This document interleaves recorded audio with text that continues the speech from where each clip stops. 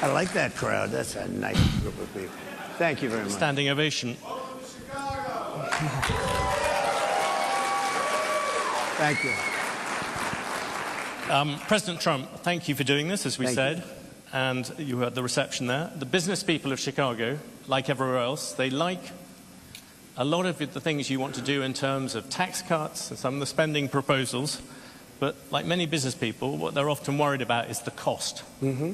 And the Committee for a Responsible Federal Budget, which is a bipartisan outfit, put out some predictions the other day. If you add up all the promises you've made, and your plans would add $7.5 trillion to the debt. Mm-hmm. That's more than twice the total for Vice President Harris.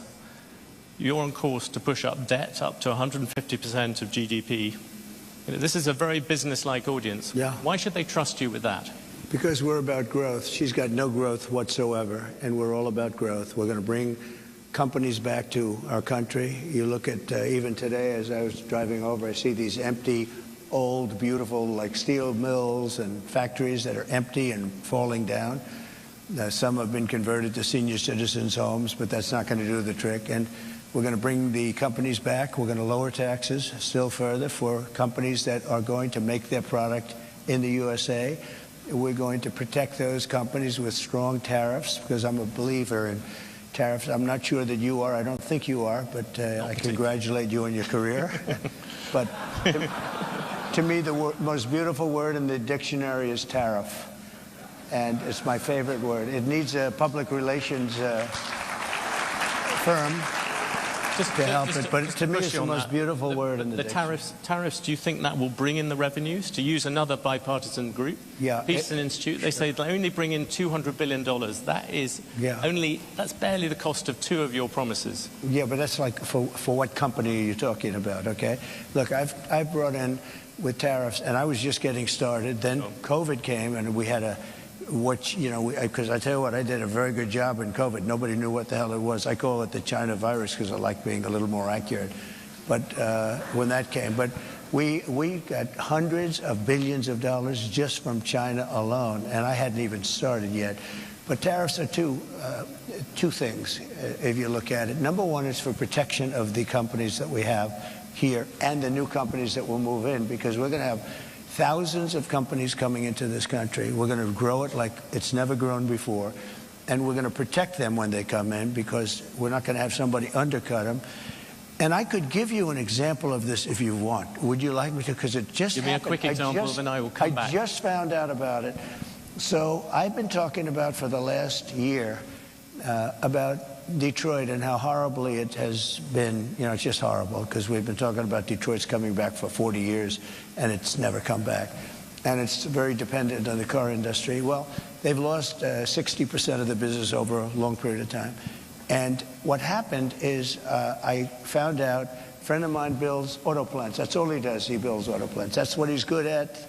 He doesn't want to build an apartment. All he wants to build is, and he builds the biggest in the world.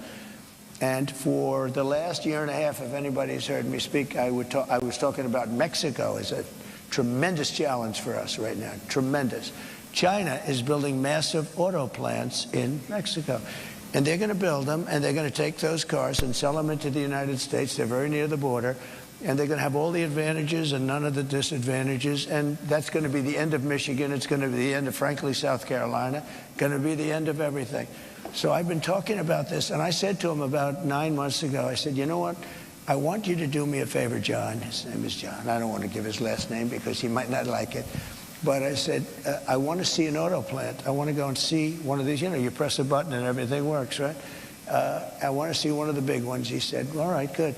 I said, where do we go? I'd like to go to Michigan. I'd like to go to someplace in the United States. He said, no, we can't do that. Why? We're not building anything big in the United States. That's not where we don't build the big ones here. I said, where are you building the biggest ones? He said, in Mexico. We're building giant plants, the biggest plants anywhere in the world. In Mexico, I said, so you mean they're going to make cars cheaply?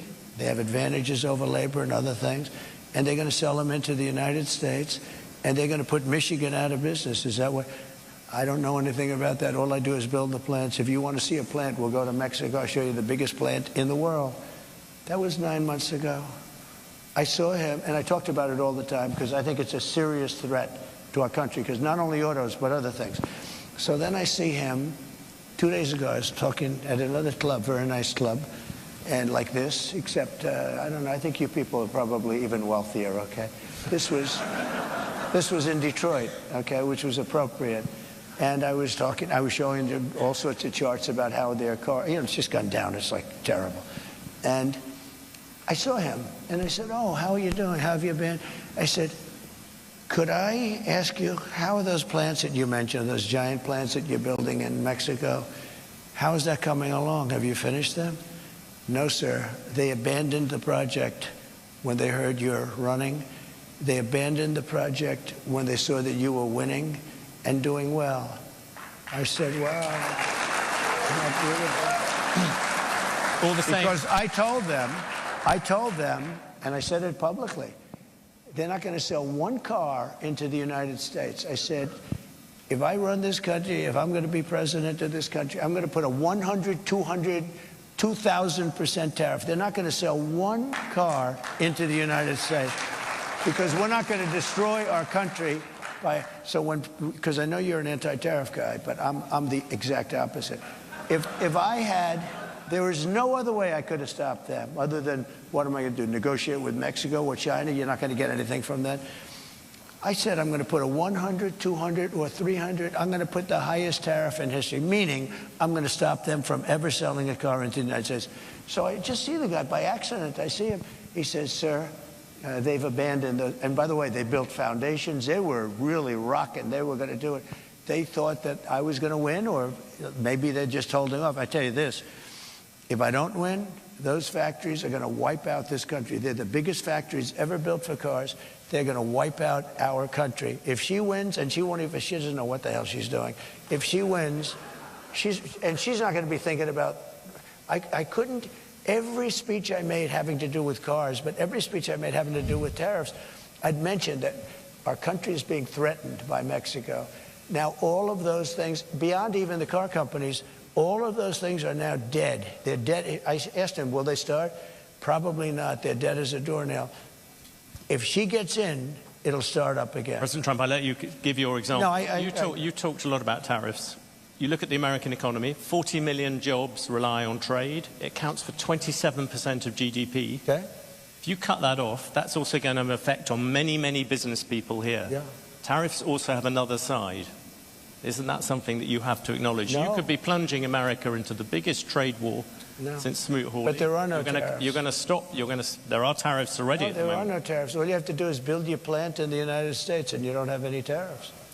People, a lot of places like this, there are a lot of jobs that rely on foreigners coming here. You're going to basically stop trade with China. You're talking about 60% trade on that, 60% tariffs on that. You're talking, as you said, 100, 200% on things you don't really like. You're also talking about 10, 20% tariffs on the rest of the world. That is going to have a serious effect on the overall economy. And yes, you're going to find some people who will gain from individual tariffs.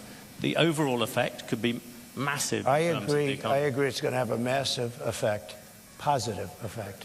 It's going to be a positive, not a negative. Well, let me just tell you. No, let me tell you. I know how committed you are to this, and it must be hard for you to, spend 25 years talking about tariffs as being negative, and then have somebody explain to you that you're totally wrong. It'll have a negative. It will have. I'll go a step further. If you don't do this, this country has no chance. 40 million jobs is a lot of jobs to rely on. They're all coming back. You've lost jobs. Those are 40 million jobs in America that rely on trade. Are you ready? John Deere, great company. They announced about a year ago they're going to build big plants outside of the United States, right? They're going to build them in Mexico. And you threatened they're also going to build. They stopped. That's right. I said, if John Deere builds those plants and not selling anything into the United States, they just announced yesterday they're probably not going to build the plants, okay? I kept the jobs here, and I'll keep John Deere will stay here. And I'll tell John Deere, if you do build outside of the United States, you can if you want. For instance, India is a very tough country. It's not only China. China is I would say, probably the toughest. But there are a lot of tough. You know what's very tough? European Union. Our beautiful European countries, wonderful, wonderful. If you add them up, they're almost the size of us. They treat us so badly. We have a deficit. I said to Angela Merkel when she was there, she's not there anymore, I wonder why, but when she was there, I said, Angela, how many Chevrolets do we have in Berlin? Why, Donald, you have none. He said, that's right. How many Fords do we have in Frankfurt? I don't know, none. I said, that's right. You know how many cars we have? Mercedes-Benz, BMW, all of the different Volkswagen, millions and millions of cars. And then I said farm products. You know, they don't want our farm, they don't want anything from us. We have deficits that are crazy, and we're not going to have them anymore. We're going to put tariffs on them, and they're going to do, and you know what they can do? The Mercedes-Benz will start building in the United States, and they have a little bit, but you know what they really are? Assembly, like in South Carolina. But they build everything in Germany, and then they assemble it here. They get away with murder because they say, oh, yes, we're building cars. They don't build cars. They take them out of a box and they assemble them. We could have our child do it. Can we come back? Let's come back to the Europeans in a second. What about consumers? People out there. They're going to be the biggest beneficiaries. Yeah, critics say your tariffs will end up being like a national sales tax. Nope. The countries will pay. If you have America at the moment has $3 trillion worth of imports, you're going to add tariffs to every single one of them. That is going to push up the cost for all those people who want to buy foreign goods. Now, what's going to happen? That is just simple mathematics, President Trump. It's not. Yeah, it is, but not the way you figure it. I was always very good at mathematics. Yes. Let me tell you, you're saying $3 trillion. Those companies, $3 trillion worth of and they don't have to pay. And if, by the higher the tariff, the more likely it is to have them come into the country. The higher the tariff, the more you're going to put on the value of that piece, those goods, the higher people are going to pay in shops. Ready? The higher the tariff, the more likely it is that the company will come into the United States and build a factory in the United States so it doesn't have to pay the tariff. That will take many. No, it will go quickly. Years. In fact, I'll tell you, you know, there's another theory is that the tariff, you make it so high, so horrible, so obnoxious that they'll come right away. When I do the 10%, 10% is really, first of all, 10%, when you collect it, is hundreds of billions of dollars. The numbers that you're talking about, all reducing our deficit. But really, so there's two ways of looking at a tariff. You can do it as a money-making instrument, or you can do it as something to get the companies. Now, if you want the companies to come in, the tariff has to be a lot higher than 10%, because 10% is not enough. Guys, they're not going to do it for 10. But you make a 50% tariff, they're going to come in. Let me tell you the other thing about tariffs that's great. Our steel companies, as you know, 3-4 years ago, they were all when I was in office, I saw a man from a big steel company, and he was devastated. I knew him for a long time, and it's been a tough business. It was a great business many years ago, and I would not let U.S. steel be sold to Japanese, by the way. It's psychologically, I think it would be a That's the Nippon Steel, as you know. Yeah, I wouldn't let it be sold. But I would, I would stop it if it hasn't been completed by the time I'm president, because I think it sets a horrible tone. But I had a lot to do with steel. We were going to lose all our steel companies because China, as you remember, was dumping steel at levels that nobody's ever seen before. And I put a 50% tax on that and a tariff on that, all dumped steel. And it was also bad steel. It was what they call dirty steel. It wasn't good steel, which is a bad thing for structural components of buildings and planes and things like that. They were dumping crap into our country. And I put a 50% tariff. I started at 25. I raised it to 50 because the 25 didn't quite do it. I raised it to 50, and that did it. They stopped dumping steel. And I saved our steel mills by having that. We saved it. We saved our steel. Now, what was left, because we've lost so much, but there are certain companies you have to have. There are certain things you have to have. Steel, you have to have. If you go to war, you know, there's a possibility you go to war. I kept us out of war. I was the only president in 82 years that kept you out of a war, except I defeated ISIS, but I inherited that war. There's no wars. And by the way, and I think it's very important, we can go, you know, I call it the weave. You can call it, you have the weave as long as you end up in the right location at the end. But while we're talking about it, we have never been so close to World War III as we are right now. With what's going on in Ukraine and Russia and the Middle East. Well, let's. I had no wars in the whole world. Think of it. And I talked them out of wars. I talked plenty of countries out of wars. I had the whole world, other than ISIS, which I inherited, and I knocked out ISIS in a matter of weeks. It was supposed to take 4 to 5 years. I did it in a matter of weeks. We actually have a great military. We don't know how to use it, but we have a great President Trump, with great respect, I was asking about tariffs. You've gone off about that. Seeing you brought up tariffs and foreign policy, many people would say the biggest problem with your tariffs is actually geopolitics. You, in your first term, you got some credit for effectively saying that there was a Cold War against China. That's what America was in. You look at the last Cold War against the Soviet Union, America won it in part because it rallied allies to it. You're talking about slamming allies with 30%, 20% tariffs. Isn't this time you're going to end up trying to rally the West and you're dividing it instead? Isn't that the real problem with tariffs, even beyond all the problems to do with the economy, where you keep on bringing up these individual examples, but the overall effect is going to be dramatic? No, the overall effect will be... Answer first about foreign policy. Yeah, I'll do that. How does it help you take on China? It helps turning all your allies against you? Tremendously, because China thinks we're a stupid country, a very stupid country. They can't believe that somebody finally got wise to them. Not one president, Bush, Obama, Barack Hussein Obama, have you heard of him? Not one president, think of it, not one president charged China anything.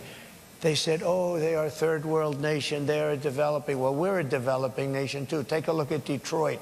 Take a look at our cities. We're a developing nation. We have to develop more than they do. We're way behind them. You take a look at what's happened to our cities.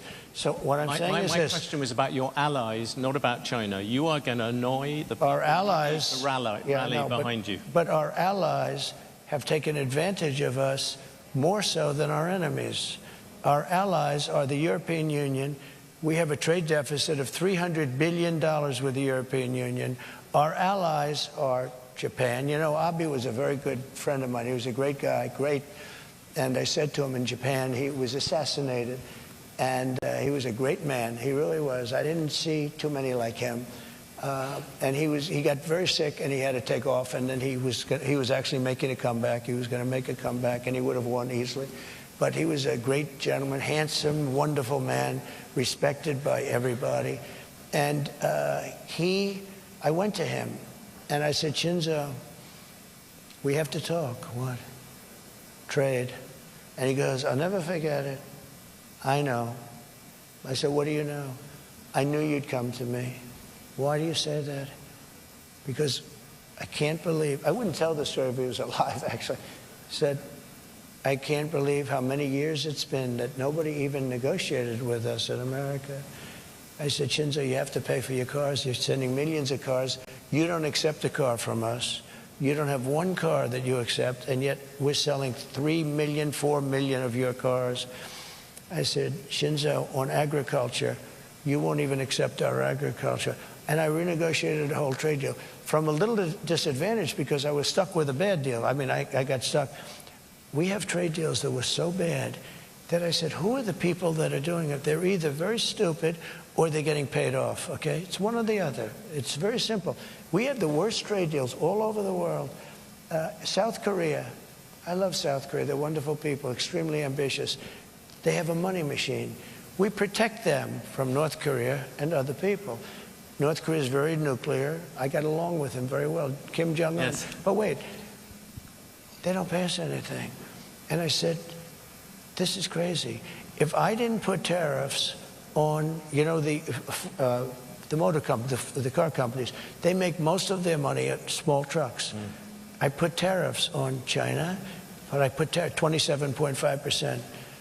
Otherwise, we'd be flooded with Chinese cars. And all of our factories would close. We'd have no jobs at all in the auto industry.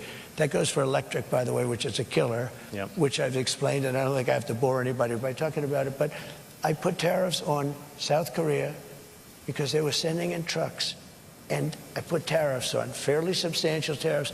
Do you know that our car companies make almost all of their money with the small trucks, SUVs and small trucks? If I took those tariffs on, you would be inundated. Every car company would be out of business. And I got calls from Ford. I got calls from everybody saying, sir, I can't believe you're doing this for us. You saved our company. They make all their money with this. They make most of their money with the small truck and, the SUVs. Many consumers ended up with more expensive cars. But let me just come at you on foreign policy. You wouldn't have a car company. You have said that Taiwan should pay for US protection. Yeah. I ask because this morning you just mentioned North Korea. The Chinese army, literally as we speak, are engaged in rehearsals for a full naval blockade of Taiwan. So I suppose my question to you, if China invades Taiwan, would you send American troops to defend it? Well, the reason they're doing it now is they're not going to do it afterwards, okay? So, so they're doing it now. They want to do it China now. Look, I had a very good relationship with President Xi, and a very good relationship with Putin, and a very good relationship with Kim Jong-un, who has a nuclear force that you won't even believe. And by the way, today it was announced for those that he just blew up the railroad going into South Korea. That means South Korea is now cut off from Russia and China and various other places. Cut off by rail. Mr. Trump, you just mentioned... No, but these are big things. I have to mention them. Yeah, you just mentioned Putin, though, and this has been this controversy of the past week. Can you say yes or no whether you have talked to Vladimir Putin since you stopped being president? Well, I don't comment on that, but I will tell you that. If I did, it's a smart thing. If I'm friendly with people, if I have a relationship with people, that's a good thing, not a bad thing, in terms of a country. He's got 2,000 nuclear weapons, and so do we. China has a lot less, but they'll catch us within 5 years. That sounds very If I have a relationship, I don't talk about that. I don't talk about that. I don't ever say it. But I can tell you what, Russia has never had a president that they respect so much, but more importantly, or less importantly, I guess, I went into Russia and people said, oh, he likes Putin and Putin likes him. Let me tell you, the first thing I did was terminated Nord Stream 2. Nobody ever heard of Nord Stream 2. It's a pipeline from Russia to Germany and all over Europe. I said, wait a minute, to NATO. I said, so let's get this straight. My first meeting, I said, so Putin's building the biggest pipeline in the world. He's going to Germany, but all over Europe. And you're paying him billions of dollars a year, billions of dollars a month.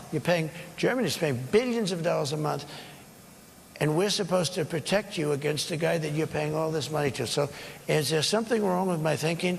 So he's building a pipeline to Germany, and we're spending, and by the way, until I got there, we were spending almost 100% for NATO because we had all these delinquent countries. They weren't paying. When I got there, I said, you know what? And by the way, my biggest fan is Stoltenberg, just leaving, Secretary General of NATO. He said, when Bush came in, he made a speech and left. When Obama came in, he made a speech and left. When Trump came in, he made a speech and he said, let me see your books. And I found out in the books that nobody was paying. There were only 7 countries that were paying. We were supporting NATO.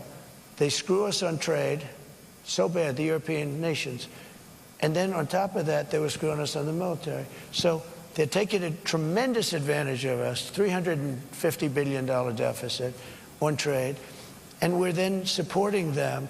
In other words, it's not sustainable. You can't keep doing this. You can't have that, China, all of these countries. And stupid people made these deals. I saw trade deals that were so stupid that you'd have to be, that was so bad that you'd have to be an idiot to sign them. And we signed them for years. I could tell you trade deals that I have never seen anything. I said, who would agree to this? They had to be corrupt. They had to be corrupt. To make those deals, they had to be corrupt because there is no way a rational human being, I always say either corrupt or extremely stupid, because there's no way a rational human being would ever sign the trade deals that this country signed. And I got out of many of those deals. I told South Korea, I'm sorry, you're going to have to pay for your military. We have 40,000 troops over there. You're going to have to pay. You become a very wealthy country. Just to finish, you become a very wealthy. They said, no, no, no, we will not pay. We will not. We haven't paid since the Korean War. I said, no, you got to pay. I said, would $5 billion a year to start off with? No, no. They went crazy. They agreed to 2. I got $2 billion for nothing. And I said, here's what we're going to do. They said, we can't agree to this because we have to go through Parliament. They have the Parliament or whatever their legislature is. I said, that's okay, I fully understand that. Make it $2 billion. But next year I'm going to talk to you again. And I was going to make it $5 billion. And they knew it was coming. The happiest people to see that it was Biden instead of Trump with them, South Korea. You know what they did? They cut off the deal that I made where they were paying us. They backed to nothing because they went back to Biden, and they gave it to him for nothing. They were willing to pay. We have 40,000 troops in harm's way, very serious, because you have North Korea is a very serious power. They have tremendous nuclear power. And I said to South Korea, you got to pay. And they agreed to do it. And Biden then cut it back, and it's a shame. And I could tell you 50 deals. And if I were there now, they'd be paying us $10 billion a year. And you know what? They'd be happy to do it. It's a money machine, South Korea. You're going to mention Taiwan. You wanted to mention Taiwan. You mentioned Taiwan. You said you would defend them. You also seemed to imply that Putin, you would not. Putin, you seemed to imply that you had talked to him without actually confirming. I said I don't comment on those things. What about? Can I ask you a particular thing about the dollar? You talked about wars at the New York Economic Club. You said that if you lost the dollar as a reserve currency, it would be like America losing a war. Yeah. You look at what you're going to do in terms of protectionism, drive countries to use the other currencies, and all that debt is also going to lessen the dollar's status as the world's reserve currency. If I'm you worry about that? The dollar is so secure, your reserve currency is the strongest it'll ever be. And no country... You said, President Trump, at the moment there is a thing called the Trump trade in the markets. Do you know what that is? The Trump trade is very simple. People are betting that your policies are going to drive up debt, they're going to drive up inflation, so they're going to drive up interest rates. Yeah. Are the investors wrong? Yeah, I had 4 years no inflation. I had 4 years no inflation. But that was when you had much... I had 4 years. It's better than that. And Biden, who has no idea where the hell he is, okay? Biden went 2 years with no inflation because he inherited from me. And then they started spending money like drunken sailors. They spent so much money. It was so ridiculous, the money they were spending. They were spending on the Green New Scam. The Green New Scam, the Green New Deal, you know, it was conceived of by AOC +3. She never even studied the environment in college. She went to a nice college. She came out, she just said, the Green New Scam. She just named all these things. But President Trump, the markets are looking at the fact you are making all these promises. Latest one was car loans. You're flooding the thing with giving giveaways. But we're going to grow. I was actually quite kind to you. I used 7 trillion. The upper estimate is 15 trillion. People like the Wall Street Journal, who's hardly a communist organization, yeah, but you don't know. They have criticized you on this as well. You are running up enormous debt. What does the Wall Street Journal know? I'm meeting with them tomorrow. What does the Wall Street Journal know? They've been wrong about everything. So have you, by the way. You've been wrong about You're trying to turn this. You're trying to turn this. You've been wrong about it. No, you're trying to turn this into debate. There are business people. But you're wrong. You've been wrong. You've been wrong all your life on this stuff. You've been wrong. No, let me tell you about currency. You're going jumping a lot of different subjects. The reserve currency. Let's stick to reserve currency. That's where you started, right? The reserve currency is under threat because you have Iran, you have Russia, you have China. China's the one that you have to worry about because they want it. Yeah. They want to have the yuan be the thing of power. So here's what I'm doing. Again, I hate to go back to it. If somebody says, and I know countries want to get out because they don't respect our leadership, they look at this guy, they say, you got to be kidding, and she's worse than him. By the way, I never thought I'd say this. She is not as smart as Biden, if you can believe it. This is not what, we had 4 years of this lunacy, and we can't have it anymore. We're not going to have a country left. Okay, currency, very important. Yes. And if you want to go to third world status, lose your reserve currency. We have to have that. We cannot lose it. If you you'll go to third world status in this country because you take a look at the way things are running. If a country tells me, sir, we like you very much, but we're going to no longer adhere to being in the reserve currency. We're not going to salute the dollar anymore. I'll say that's okay. And you're going to pay a 100% tariff on everything you sell into the United States. And we love your product. I hope you sell a lot of it into the United States, but you're going to pay 100% tariff. He will then follow it up by saying, sir, it would be an honor to stay with the reserve currency. I will be, that will be like just playing, that's not even chess, that's checkers. But you don't have other, listen to this, you don't have other people that can talk that way. You know, a lot of people say, we love Trump's policy, but we would like to have another messenger because we don't like him, he's a little bit crass. And then, actually it was Lindsey Graham, I must say, he was a progressive in all fairness, but Lindsey Graham said, but Trump's policy doesn't work without Trump. And there's a lot of truth to that.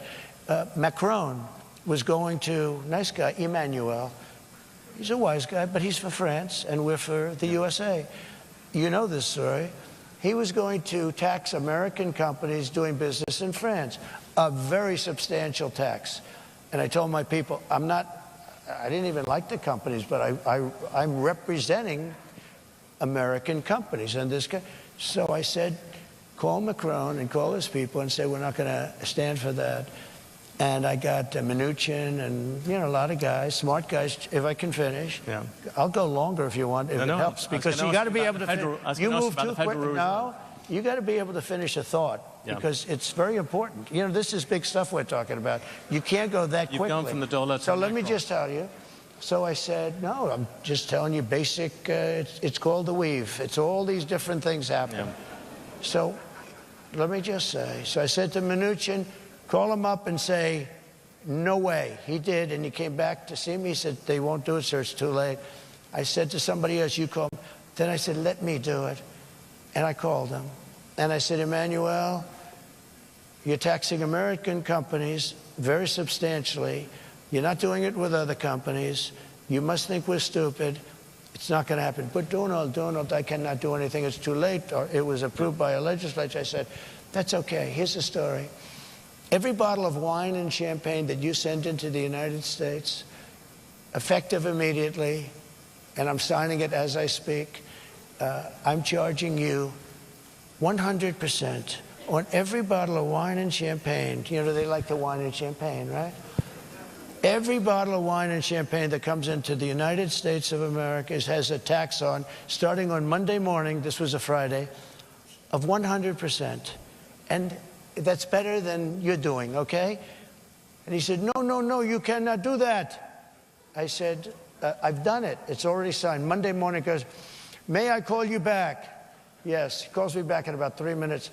We have decided to remove the tax from the companies. I did this all day long, but you don't have. You think Biden does that? I don't think so. Let me change. Let me ask you a very factual question. The Federal Reserve. Yeah. You say you don't want interest rates to go higher. You've gone backwards and forwards about whether you want to keep Jerome Powell as chair of the Federal Reserve. His term as chair runs on to May 2026. Would you seek to remove or demote him? Look, I think it's the greatest job in government. You show up to the office once a month and you say, let's see, flip a coin. And everybody talks about you like you're a god. Oh, what will he do? I mean, before, the guy used to walk into my office, he was like begging. Oh, he was fine. But you did talk about, you talked about removing him once. I did, because he was keeping the rates too high. Yeah. And I was right. And you would do that again? In fact, he actually dropped them too much when I did this. Because I said I was threatening to terminate him. There was a question as to whether or not you could. And there was an article in the New York Times, 2 half pages. 1 page said I can do it by lawyers. 1 half page said I couldn't. And that was enough for him. And he dropped the hell out of the rates. He dropped them too much. He went so, he dropped them actually too much. Okay. Here's the story.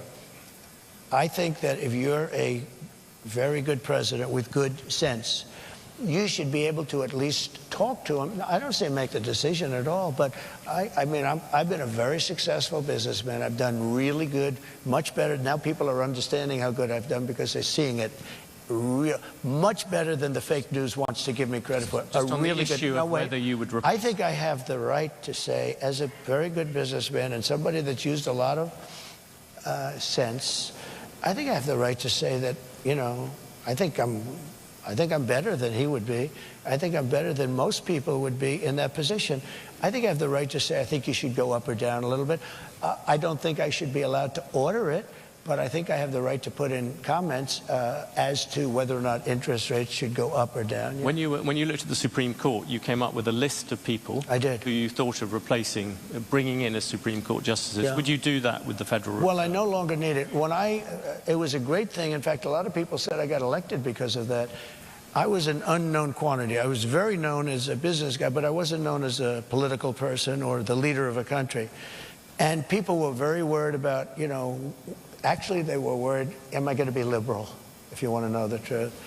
And somebody said, would you come up with a list of 20 or 25 justices, in this case mostly judges, that you'd put in case it were necessary? Now, it's amazing because I got 3 in 4 years. Most people get none because, you put them in, they're young. You tend to put them in young. Only stupid people put old. You don't put old in because they're there for 2 years or 3 years. Right? So you put them in young. So I got 3. A lot of judges, a lot of presidents get none. I got 3, and I think they've been 3 great choices too, by the way. But just on the by the way, I think they have been really great choices. But I got 3 judges, and you know what they want to do? They want to now put up to 25 justices into the Supreme Court, the radical left, and that can't happen. So I think I've done a great job on putting in justices and 300 judges, and that made a tremendous difference in the country.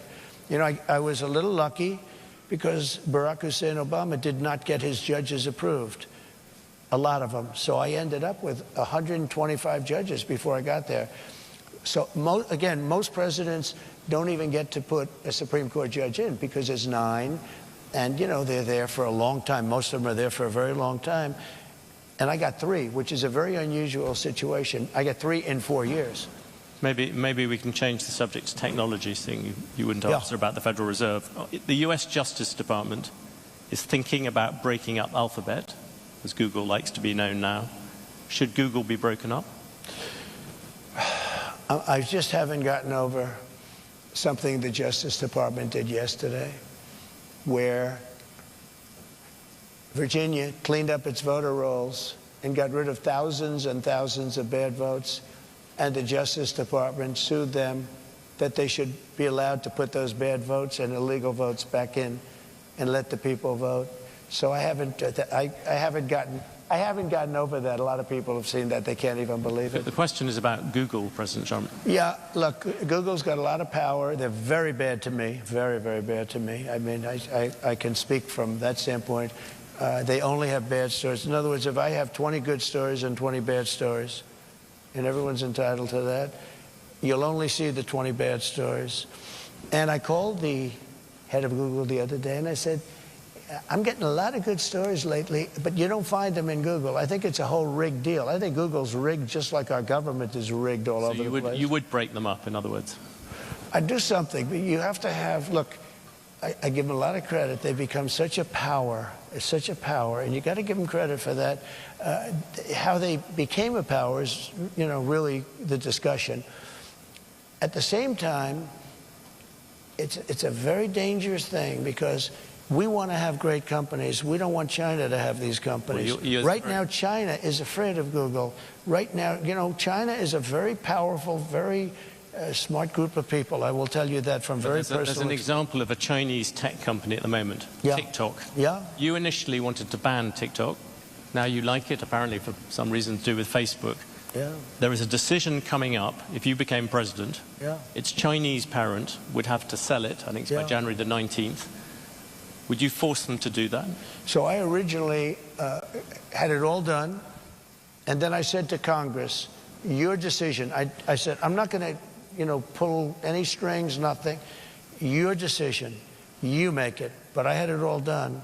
And I said, you make it. And they decided not to make it. I didn't care if they made it or not, because to me it was a flip of a coin. You have some real First Amendment problems. You have a lot of problems. You just talked about Chinese technology, the need to defend against it.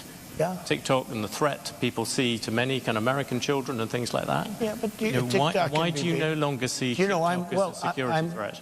I think it is a threat. Frankly, I think everything's a threat. There's nothing that's not a threat. But sometimes you have to fight through these threats. You know, you can't just, like Google. I'm not a fan of Google.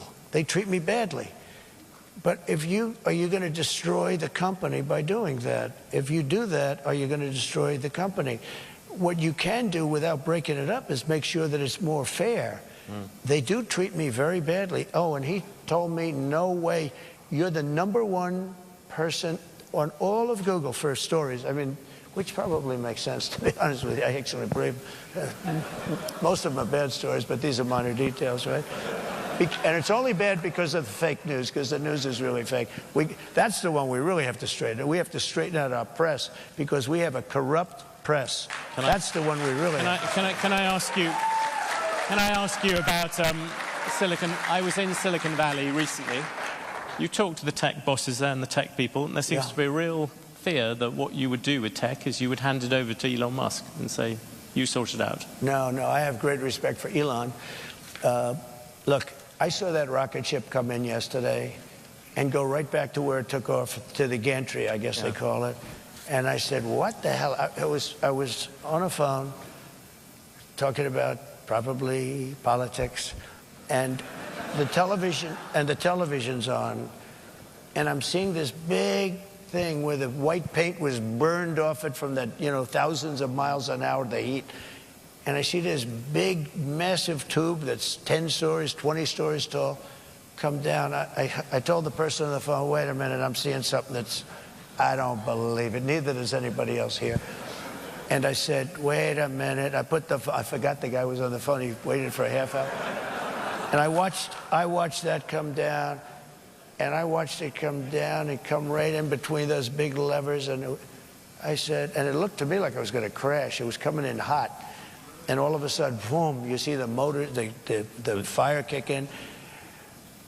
And I called Elon. I said, that's the most incredible thing.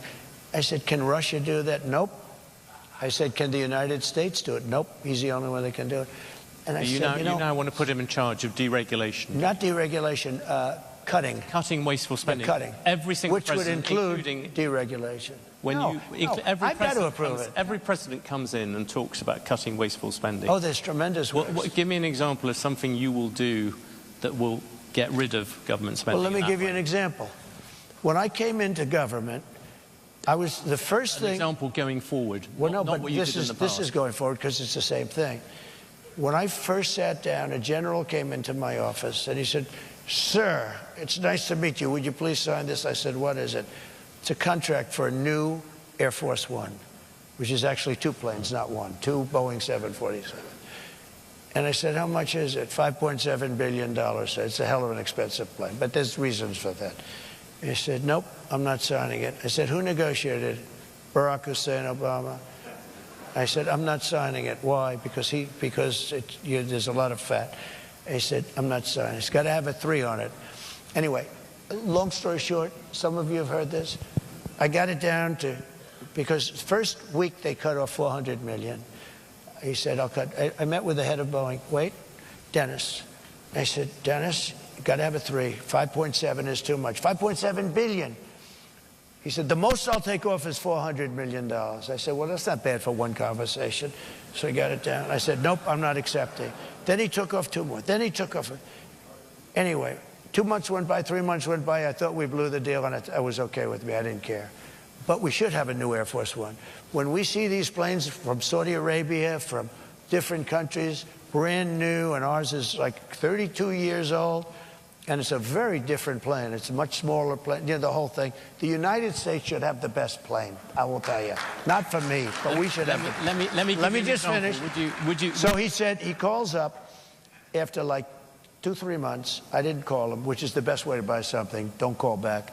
And he goes, in fact, when he called me, I said, "I wonder what the hell he wants." That's a good way to negotiate, let me tell you. So he calls back, said, "Sir, $3,999,999,99 1 penny below $4 billion." So I said, "You got yourself a deal." Then I said to him, "Let me ask you a question.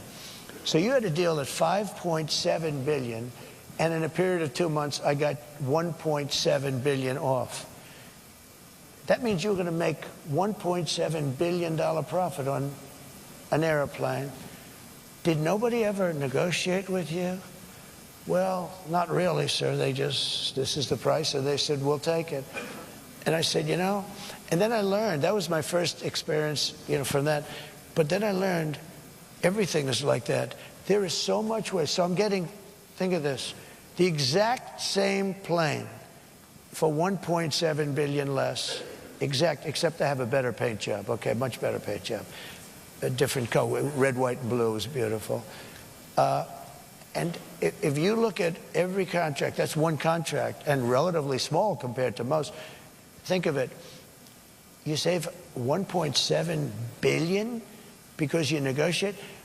Every deal is like that. We're building ships that are costing 2-3 times more. Can you give me an example of something? There's tremendous waste, fraud, and abuse in our country. And if you could cut it, you would have a surplus without even going into growth. But growth, we will grow. We're going to bring companies and jobs in at levels that you've never seen.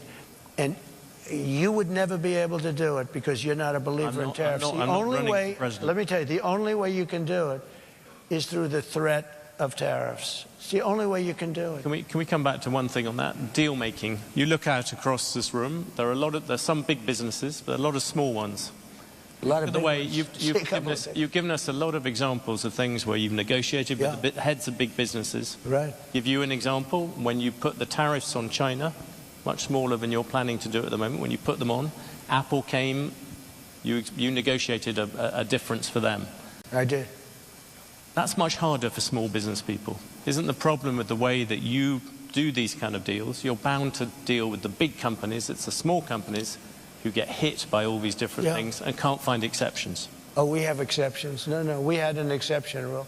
I gave Apple an exception. Tim Cook is a great business. Apple is not a small company. And no. Please don't give it to Cook. But here's what happened. The question is about small business. Yes, but I what would make you do for them? No, but we have a very talented group of people. Bob Lighthizer did a very good job. We had great people. We had central casting. These are great, and a large group of people. We made exceptions. In the case of Apple, they need an exception. You know why? Because of Samsung. He came to me and he said, Samsung makes a product similar to ours, very good product, the phones and other things. And because they're in South Korea, they don't have the tariffs. Because we're in China, we have the tariffs. I said, you happen to be right. You're not going to be able to compete. I said, look, I'm going to give you a 1-year break, but I want you to start building your factories in this country, whether it's Texas or any other place, anywhere in the country. And he said, what does that mean? I said, you have everything in China. I want you to move it from China back to our country. And he started doing that. And he built a factory, a big one in Texas. He built another one. And this was all a process. It was all happening. But I did give him an exception. And the reason was, he said, as soon as he said Samsung, I said, how is that product compared to yours? He said, it's a good product. I said, then you really can't compete. You can't have a 25 or 50% tariff and compete, right? Yeah. And I said, I'm giving you an exception. And I did it for many companies. We had some but the ultimate businesses come and see you. That was the question. But we do it for small businesses too. We do it for small business. I'll give you another example. We have a man who I didn't know, but he came to me. He was at a meeting, and he built kitchen cabinets. And he was, you know, pretty big in the business. That's all he did is build kitchen cabinets. He said, sir, China and South Korea are building kitchen cabinets for 1/3 of what I can make them. I said, what's the quality? They're not as good, but they're good enough. I can't compete. I'm going out of business. I have 2,000 people that work for me. I'm going out of business. I put a 25% tariff still on kitchen cabinets. I saw the guy 3 days ago. He said, I'm the man that saw you about kitchen cabinets. You saved my company when you did the tariff, and you saved thousands of jobs, and my company is now doing very well. And he started to cry. And this guy hasn't cried too much, I will tell you. He said, you saved my company. There's nobody that could have done that. Maybe I can ask you then about something else. Yeah. Business people here in this room, business people, capital markets, they all like the rule of law. They like certainty. The Chinese, who you mentioned, other dictators, right? They don't like it when things go wrong. They like it when things go wrong in America. If you look at the events of January the 6th, 2021, it showed to many people America's democracy was unruly and violent.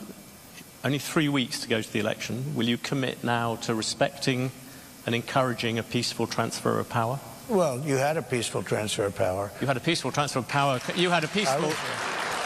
Come on, President Trump. You had a peaceful transfer of power compared with Venezuela, but it was by far the worst transfer of power for a long time. Thank you. I appreciate that, because this is what they like to do. This is what they like to do. It's very interesting. The question, President Trump, is would you respect the decision? When I found out about this interview, I did a little check. He's a man that has not been a big Trump fan over the years. So I had a choice. Do I do this interview or not? I'm glad I did it. But do I do this interview, or do I disappoint a lot of people? Because I know a lot of people in the audience. But his view is very different than mine. Let me just tell you. I'm asking March, you. We had a term, peacefully and patriotically. These were people. If you think an election is crooked, and I do, 100%, if you think the day it comes when you can't protest, you take a look at the Democrats. They protested 2016. They're still protesting it. Nobody talks about them. But if we protest, we want to have honest elections. You think the last election was honest? Do you think it was honest? All the times it went to courts, the courts sided. No, it didn't go. They went to court, and the courts all said, you don't have standing. Nobody had standing. And it's hard, frankly, after an election for a judge, but they all said you don't. Nobody ever had standing. But the facts, if you take a look, I'd show you hundreds of pages of facts. People were angry. People went there. And I'll tell you what, they never show that. The primary scene in Washington was hundreds of thousands, the largest group of people I've ever spoken before, and I've spoken before. And it was love and peace. And some people went to the Capitol, and a lot of strange things happened there. A lot of strange things, with people being waved into the Capitol by police, with people screaming, go in, that never got into trouble, you know? I don't want to mention names, but you know who they are. A lot of strange things happened. But you had a peaceful, very peaceful. I left the morning that I was supposed to leave. I went to Florida, and you had a very peaceful transfer. This was not a... And I'll tell you what, those people that did go down, which was a tiny fraction of the people that went to Washington. I mean, you're talking about a very, very small, because there are hundreds of thousands of people, and I don't know what you had, 500, 600, 700 people go down to the Capitol. But those people, that was not one of those people had a gun. Nobody was killed except for Ashley Babbitt. She was killed. She was killed. She was shot in the head by a policeman that what he did was horrible. President Trump, so I think we should be allowed to disagree on that. And obviously, you see by the reaction in this room, there's a lot of other people. Let's return to one other big subject that you bring up repeatedly, immigration. Yeah. I know it's a very emotive issue for you, but just from the point of view of business people here, you look at the full effect of taking a lot of people out of the workforce, removing a lot of people. The Congressional Budget Office is banking on the fact that there'll be $9 trillion added to the GDP of America over the next 10 years by immigrants. You want to stop that process. For all the people who run businesses in the audience, I'm just focusing on the economic thing, are you prepared to say, look, it's fine to have a slightly smaller economy in exchange for having the immigration controls you want? Okay, simple answer. I want a lot of people to come into our country, but I want them to come in legally. I don't want to have murder. That means you will have to deport. You know, you are talking about deporting 11 million people. That is a lot of people to take out. It came out last week that 425,000 people are horrible criminals at the highest level. But it came out that 13,099 were let in during their administration. They tried to say longer, wrong. Over the last 3.5 years, 13,000 plus people came in, murderers. They're in jail for murder. Some were having the death penalty. They were all released into our country. 13,099 people were released into our country. We had drug dealers released. We had street gangs released. Look at what's happening in Aurora. But now I don't have to go with Aurora anymore. Look at what happened last night in Times Square, where rough migrants from all over the place. You know, it's not just South America. We have people coming in from the Congo, large numbers from the Congo and Africa. They came in, as of last night, I was speaking to Tom Homan, 180 countries. People came in. They came from prisons and jails. They came from mental institutions and insane asylums, a step above.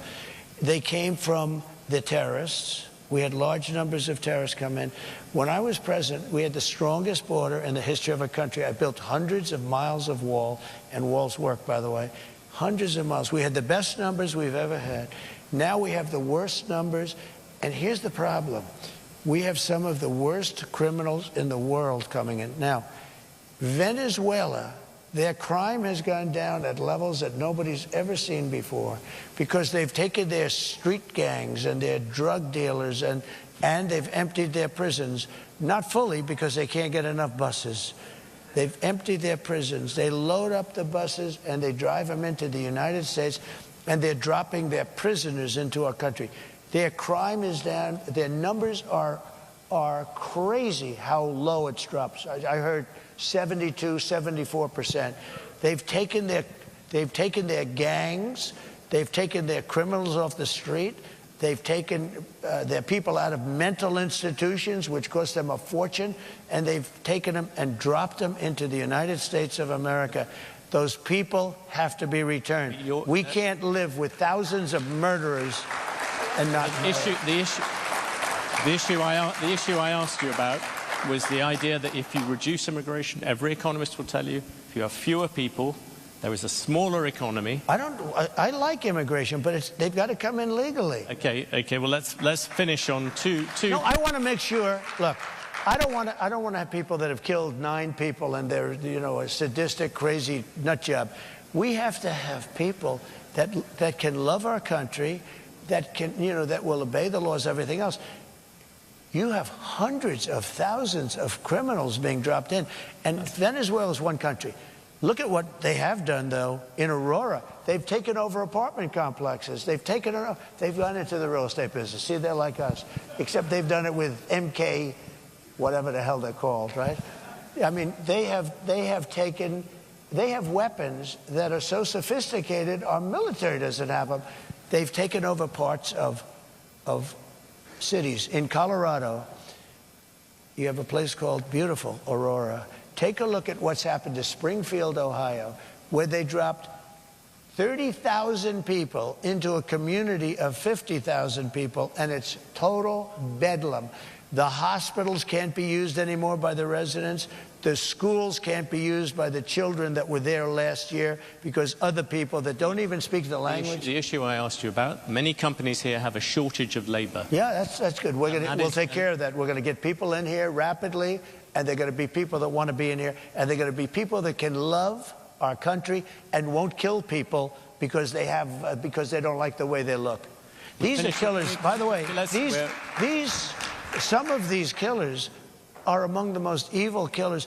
They will look at you down, the beautiful woman there, they'll look at you and they will kill you. These are seriously sick people. And no, I don't want them in our country. And they are in our country right now. And they're in there because Kamala Harris, who's our border czar, is an incompetent person. Trump, for the record, as you know, the crime rate is lower. Can I finish with 2 questions? The first, you've just said it, you don't do old. You own and run businesses. Yeah. Would you appoint a CEO who was 78? You didn't give you a medical? I would. Depends on this. I've met people like Biden, who's in bad shape. I wouldn't appoint him. He's 81 or 82. He's 4 years older. But I'd appoint, I know some of the smartest people I know. I know a man that made all of his money from the time he was 80 to 90, and he was a failure all his life. He was in the drinks business, the different... Strangely, you didn't bring this up but you were running against Joe Biden. No, I never attacked him for his age. In fact, I used to defend him on his age. I attacked him for his lack of competence. I've asked you all these questions. No, I never did. By the way, just because I think it's important, and I know you do too, I know so many people in their 80s that are among, Bernie Marcus is 95, he founder of Home Depot. You have the conversation with him. He's just as sharp as he, mentally, he's just as sharp as he ever was. He's 95. I can tell you that in their 90s, I don't want to get into the 90s stuff, but you know what? I know many people in their 80s. I know guys in their 80s that won't leave the company, like family companies where they don't want the kids to take over, because they're much more competent than their kids. I know them both, right? So, no, I would have no problem. And you do have another factor. You know, we've had some of our great... On the Supreme Court, you just said... Some of our great world leaders are in the 80s. And if you look throughout history, some of our greatest world leaders were in their 80s. No, that would bother me. But... You know, I took 2 cognitive tests, and I aced them both. I think that, frankly, people, regardless, should take, if they're 50 or 40, or I think people should take cognitive tests, not because of the age, but because of something else. Now, here's the problem. They say it's unconstitutional, okay? But I would love to see cognitive tests. I don't think she could pass a cognitive test. I mean, I've watched. I don't think she could pass a cognitive test. President Trump, you've gone over many issues on this. We've covered a lot of territory. I asked you many questions about things. One thing I haven't asked at all about is the state of the race. Yeah. And I had a question for you. On election night, which state would you look at first? Which state do you think this race is going to be decided by? So they say Pennsylvania, I would say most. I think we're doing very well there. I think you look at Michigan, too, and I'm doing very well there. You know, we don't have to look necessarily. The votes are starting to come in now. So you look at polls, but you can also look at the votes that are being cast right now. People get a pretty good indication. And based, as we discussed backstage, you know, based on the votes that are coming in so far, we're doing very well. I mean, we're way up in Pennsylvania. We're way up in Michigan. We're doing very well in Arizona. I saw Arizona. In fact, somebody said they're going to pull the plug in Arizona. They're going to give it up because it looks like we're quite a ways ahead. I think we're doing well. Look, this is a party, the Republican Party, of common sense. Forget about conservative, liberal. We're, let's say conservative, but we're really a party of... We need borders. We need fair elections. We don't want men playing in women's sports. We don't want transgender operations without parental consent. You know, there's so many things, but it's 99.9% is common sense. It really is common sense. And I like to say it. I don't know if anyone said it in the past, but I say we're really a party of common sense, and we want to have great people in our country. I want to have a lot of people come in so that you have your choice and so that they have choice. I want to, you know, I have a good heart. I have a heart where I want people to be taken care of, but I don't want to take in people where millions of people, 21 million people at least, have come in the last 3.5 years, unvetted, unchecked. We don't know anything about them. How about this? Gavin Newsom, he's the governor of California. Newsom. He signed Newsom, I call him. Yeah. But do you think... No, he corrected me. He corrected me. I said, that's the first time I've been corrected. There are CEOs out here, if they said those sort of things about a rival CEO, they'd be sacked. Do you think it's but fine they don't have for to a president? survive like me. They don't have to go through what I have to go through. There's never been a president that's been treated like me, so I have to fight my own way. You know? Well, you made a very good job of... He signed a bill in California 2 days ago that you don't even have the right to ask a person for voter ID. And if you ask a person for voter ID, of course you have to show voter ID. The only reason you wouldn't do it because they want to cheat. The bill says you cannot, it's against the law for you to ask a person, may I please see your voter ID when he votes? What is our country coming to? Well, you've given us a tour d'horizon of where that country might be going to. Thank you very much, Thank you very much. Appreciate it. Thank you for the conversation.